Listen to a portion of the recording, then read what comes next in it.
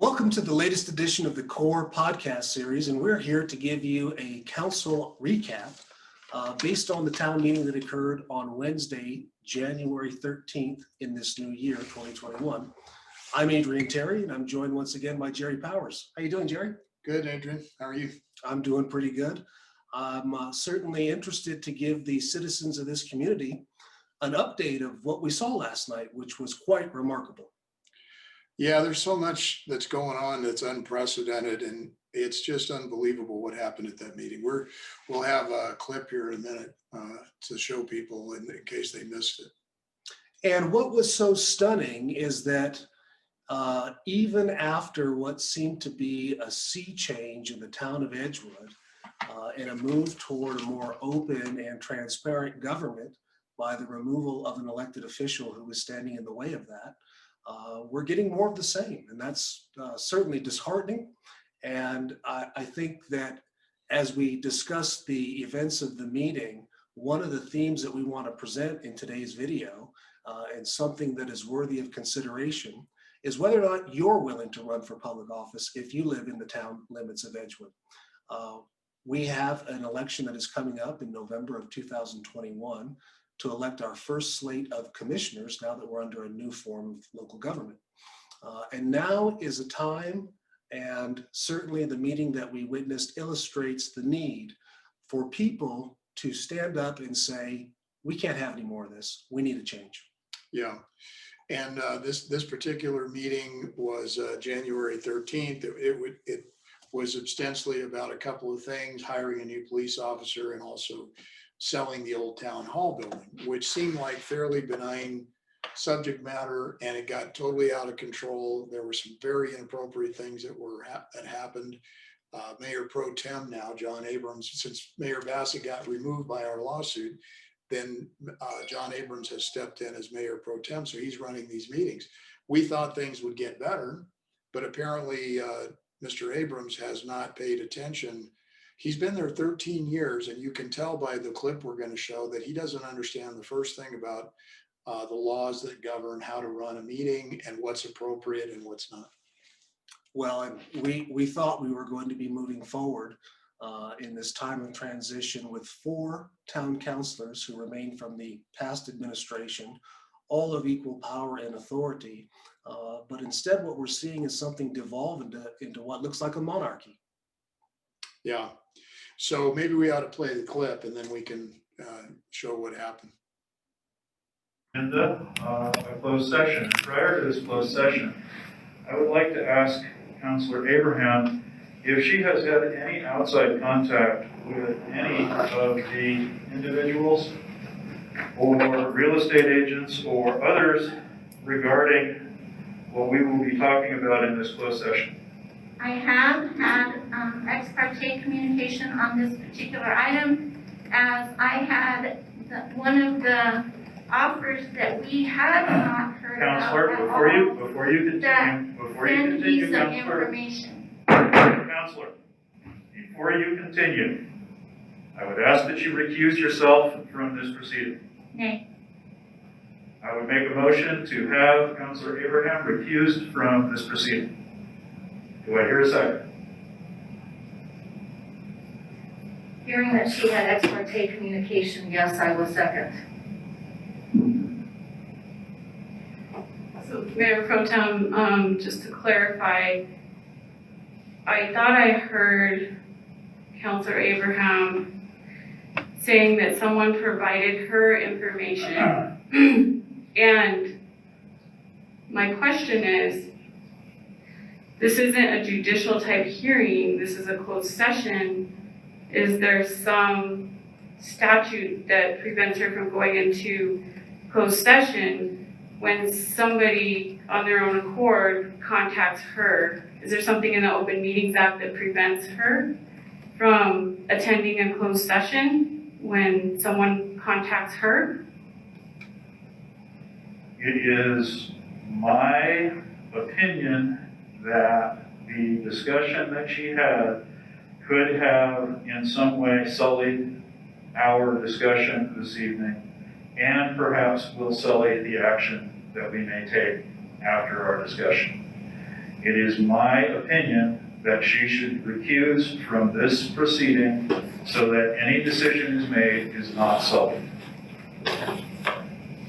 But there's We have nothing a that motion. prohibits, this is just your opinion. We have a motion and a second. She has already said that she has taken on outside contact with individuals with regard to this closed session, as well as the decision to be made afterward. And we have a second on the motion, and I will call for a vote. Discussion. Councilor Abraham will be not able to vote in this. So I would ask you, Councilor Jaramillo, how do you vote? I do have discussion. I need to know what it is that you said individuals. I would like to hear from Councilor Abraham if she spoke to individuals or what exactly happened. Councilor Jaramillo, the discussion here is currently on whether or not to restrict Councilor Abraham from the closed session and the action item following. It isn't a discussion of whether she's done something she's already admitted that she has. My discussion right now is ended, and I would like to have a vote. So Mayor I would Pro ask for your Tem, vote, just, please. my request is to hear exactly your allegation from her, because You've heard my in order allegation, to Councilor. vote My on allegation. this, excuse me, I'm speaking. In order to vote on this, I do need to have more information. I don't know at this moment if she's conflicted in some manner by a relative, or, there's nothing in Open Meetings Act. You're telling me it's just your personal preference that she not attend the closed session? Counselor, it's not just my personal preference. I have a belief that there is an intent, but I cannot talk about that in open session, and therefore I ask for your vote. I have one quick discussion item. I did receive additional information that was not provided to this governing body that I would like to share within the closed session. I do not think I'm conflicted in any way. It has nothing to do with a family member or friend, acquaintance, job person, anything like that. This has only to do with information that was provided to me by a person who considers themselves also a buyer that was not provided to this governing body. Our duty is to look at all offers and make the best decision. I only want to be able to bring this information into closed session for discussion. Thank you, Counselor. Counselors, Counselor Abraham, Counselor Jaramillo, how do you vote? Nay. Counselor Hawley, how do you vote? Aye. And I vote aye. Counselor Abraham, you will be asked now to leave the chamber. I will not. Actually, it dies for a lack of Dies for lack of majority. majority. 2 to 1 is a majority. I voted to allow myself to go in. You cannot vote in this. The mayor, the ex-mayor voted every No, single he time did to break not. the tie, No, he to did allow himself to conflict. All right. I will Point give of a order, motion to- Mayor Pro Tem, point of order. She is allowed, she does not have a conflict of interest. This is not against Governmental Conduct Act and not against the Open Meetings Act. The vote died for lack of majority. You can't have it one way when you want it to fail. Counselor, when we discussed this, I did say that she could not vote with regard to this motion. And who are you to decide? Well, she can't, when you are being censured out of a decision for ex parte communication or other reasons, then you cannot vote. The mayor did not vote in those, and yes, there was ties, and yes, those motions did die for lack. However, the motions that he did vote in, he was able to vote. I have some information I would like you to take into closed session. Because I don't want there to be any appearance of my violating something that should be done right. If this governing body chooses to disregard the public, then I will not This is done. take participate in Counselor, that. please leave the chamber. Now, No. Chief, could you Mayor escort Pro the Tem. counselor out of the chamber? She has been voted to not attend. Actually, she hasn't. I now make a motion to go in closed session as per NMSA 1978 and 15.1H8, and the following will be discussed in closed session. Day this is, that we have Purchase, no, acquisition, or disposal of real property or water rights, specifically the sale of the town-owned building at 19. So you see, there's so many things wrong with what happened here. John Abrams had Counselor Abraham escorted out of the meeting by force, which he didn't have to do. And, you know, if you put all the legalities aside, he's not operating within the rules. He had no right to remove her. She has no conflict of interest. She doesn't own any part of this property. She's not going to benefit from it. They let the former mayor, Bassett, vote on whether or not the town should enter into the lawsuit with us against him to recover the money that he put on his own family property. And that is a huge conflict. They let him vote on that. And then they completely tried to shut Counselor Abraham out and actually use force to force her out of the meeting when she had every legal right to be there. And although it may not be clear from the town meeting itself, the substance of the allegation against Counselor Abraham was that she learned that there was another offer on the property and it hadn't been presented to the governing body. Yeah, and so she's trying to do something proper. They're hiding information from the counselors and from the public. I put in an Inspection of Public Records Act request to look at all of the documents surrounding this sale, just to make sure everything was appropriate. They won't give them to me. They said it's overly broad. They wouldn't respond under IPRA. They said, we're gonna have to just put this off into the future sometime so that I wouldn't have them before the meeting. So, but the worst part of it is they're hiding this from the counselors. They never provided a copy of this other offer. The first thing you do, Adrian, when you're selling property, you want to evaluate all the offers and decide what's best for you, right? Because you're representing your own best interest. Well, the governing body, each and every one has a duty to do the best thing for the town. How can you do that if Abrams and the town clerk are hiding the other offers? They couldn't even look at them. Especially because we're talking about public money. The revenue that comes in from the sale of town hall is money that belongs to the people, and we are entitled to the highest and best offer if there are other offers. Yeah. So what happens, what I've noticed in my lifetime is whenever you see these South American dictatorships or dictatorships in other parts of the country, getting to the point where they really they want their agenda. They don't care what the public wants. The first thing they do is they shut down public comment. So they have done that. This was unprecedented at the last, not this council meeting, but the one before, was the first time in Edgewood's history that they didn't allow public comment at a regular council meeting. And public comment is particularly important right now during the COVID pandemic, where all of these town meetings are done essentially through virtual means. Other than the personal appearance of the councilors at this last meeting, they haven't been in the building in a couple of months. And if you go to town hall today, don't expect to get in, it's closed. That's right. So the other thing they've done is they have now not only eliminated public comment off the agenda, but counselor comments, because they know that Counselor Armio and Abraham, who are trying to do the right thing, are going to bring up issues that need to be aired out, need to be dealt with in the public, just like they tried to do here. And you see that the lengths that Abrams will go to shut down airing out the fact that there is a higher and better offer. Well, if you've been watching, you've noticed that the town council hasn't accomplished much business over the last couple of months. And part of the problem is because of these poison pills that are placed in the agenda. At last night's meeting, there was the one action item to consider the sale of selling the old town hall building, which didn't pass for the reasons that we talked about. But there was an extensive consent agenda, and it keeps getting longer each meeting cycle because it's not getting passed meeting to meeting.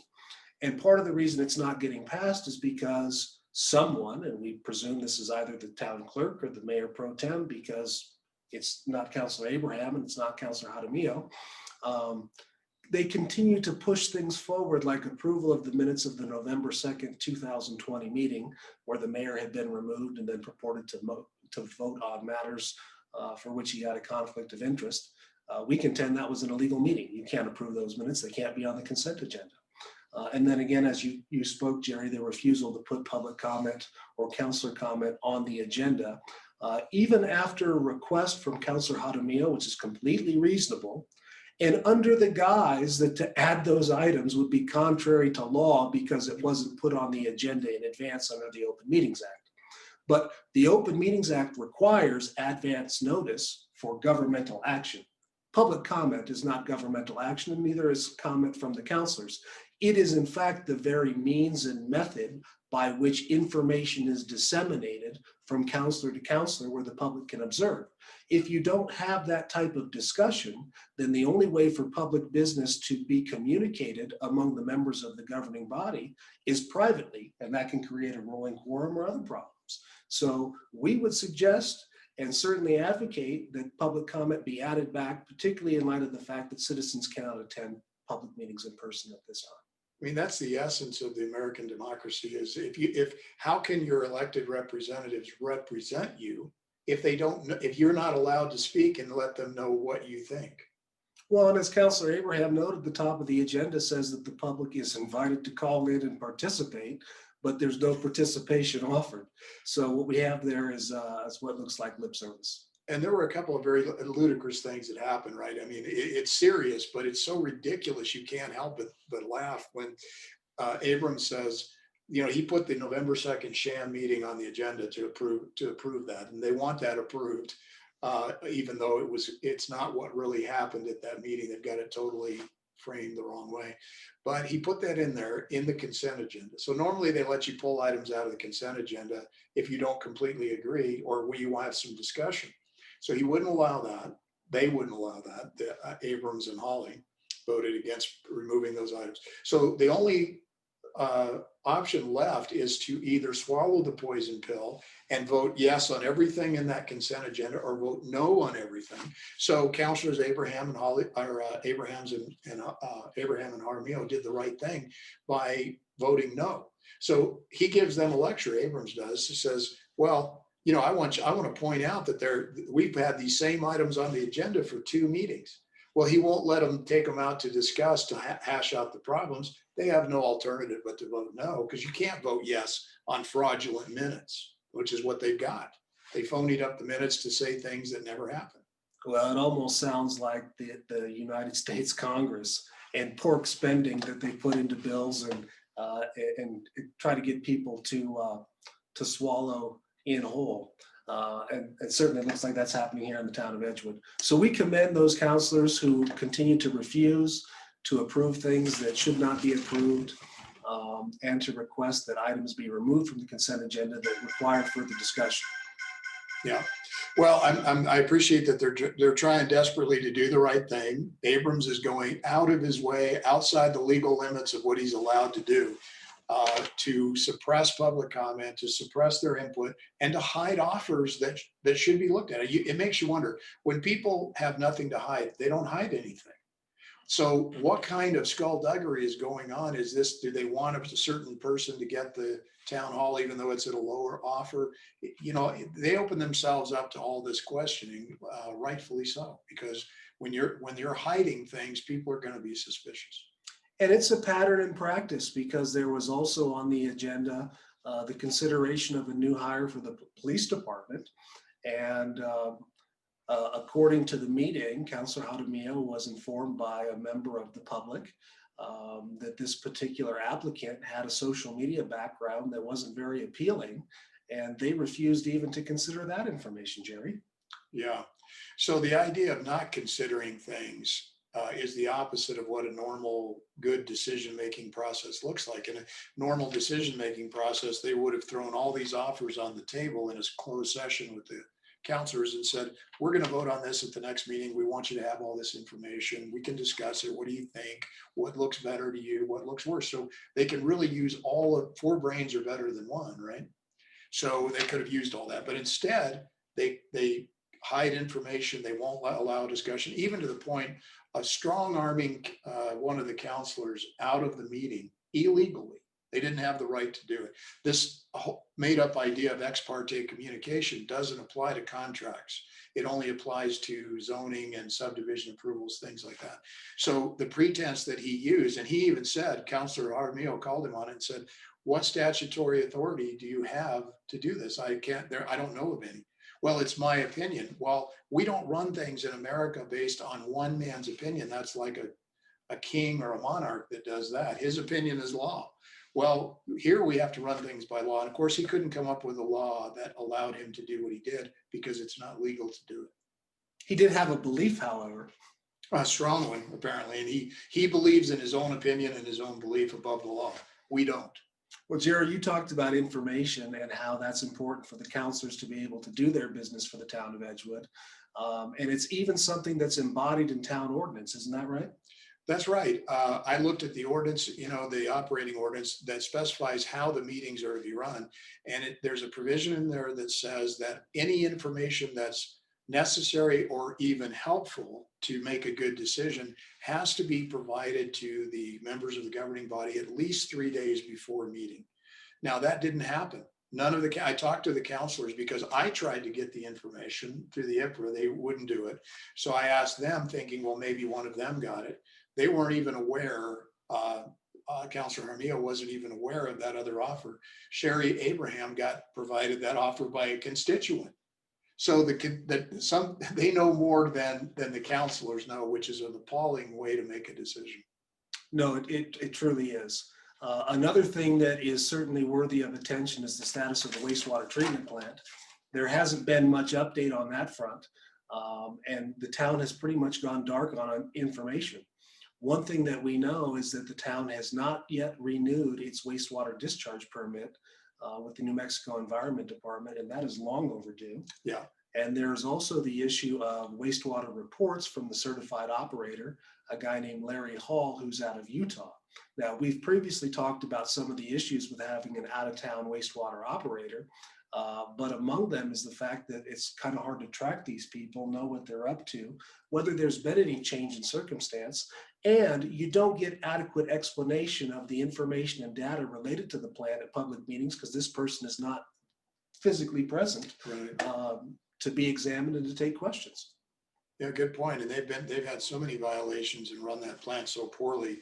That ought to be number one out in front of the public. There have been so many controversial things that have happened to it, putting sewage, untreated sewage on our roads so that we can breathe in whatever viruses or bacteria, are still in the untreated sewage. It's not a good thing. And the town's failure to provide information has pretty much left us and some other people to have to do all their searches through Google. And you'd be surprised what you could learn on the internet. Isn't that right, Jerry? Yeah, I mean, I looked up Larry Hall. I thought I might even just give him a call and just, have a conversation with him about the status, since we can't get anything out of the governing body or out of the pro tem mayor and the clerk. So when I searched for the name, I expected to find him under Aqua Environmental, which is what the contract the town has is with that company. Turns out that suddenly another company, SMA Operations, which is Souter Miller Associates, an engineering firm here, that has done other business with the town, shows that they are now operating the plant, even though they don't have a contract. The contract is with Aqua Environmental. So we have no idea what's going on, which is usual because we can't get this information. It's all done in the dark. Things are hidden that should never be hidden. We need a change in government, which 70% of the people that voted in the special election came out, and that's a super majority. Anything over 66.6 is a super majority, which gives a mandate. They ought to be taking this seriously and saying, people don't like the way the government's being run. We ought to change. Instead, they're doubling down on their authoritarian strong arm tactics to suppress information. They should have done an about face and been open like is normal practice.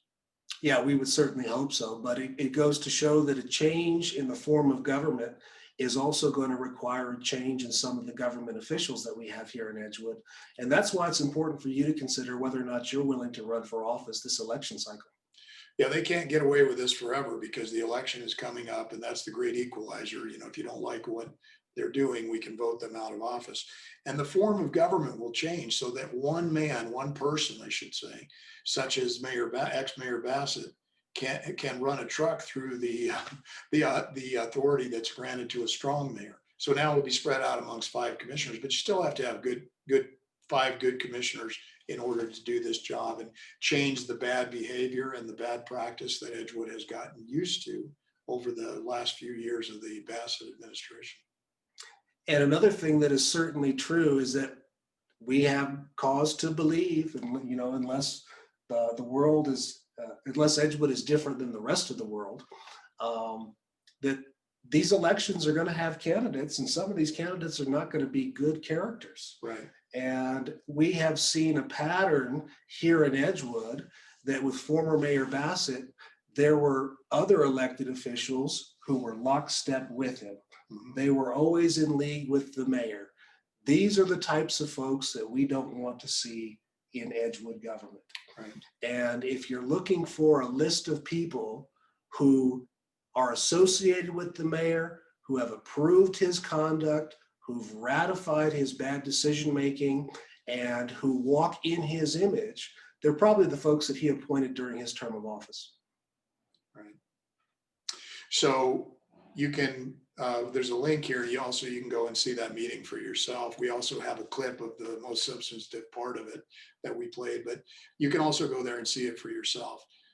This kind of thing is what people voted in overwhelming numbers in the special election to stop the abuse of power, to stop the suppression of public dissent. But these hangers on, the lockstep counselors, Abrams and Hawley, have doubled down on John Bassett's precedents. So they're continuing his behavior. That can't last forever. Make your voice heard, and you can vote in the November election this year for new commissioners. If you want to run, please contact us too, because we'd like to talk about it. We're interested in who might want to run and what their values are, and et cetera. So you can contact us through our website, edgewoodcorenm.com. You can contact us through there's a link provided here at the video too for email. So please let us know what you think. We're interested in what you think, even though the pro tem mayor is not. So please let us know. Thanks for listening. This is Citizens for an Open and Responsible Edgewood, bringing you another update about local affairs in the town of Edgewood. Thanks for watching.